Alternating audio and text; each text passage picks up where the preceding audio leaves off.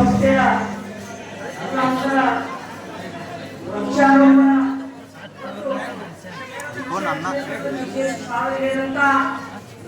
ಕ್ಷೇತ್ರಗಳನ್ನ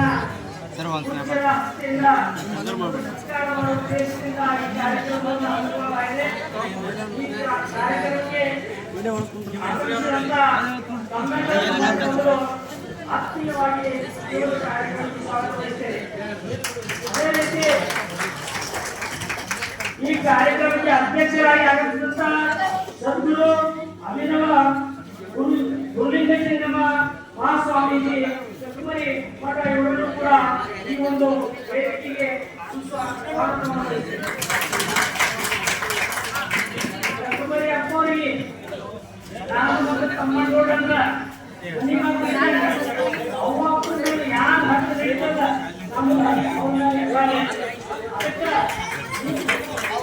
ನೀವು ಶಿಕ್ಷಣ ಕ್ಷೇತ್ರದ ಚಕ್ಕಮರಿ ಅಪ್ಪವರು ಅತ್ಯುತ್ತಮ ಸಾಧನೆ ಮಾಡ್ಯಾರ. ನೀವು ಅದಕ್ಕೆ ಹೋಗಿತ್ತಂದ್ರೆ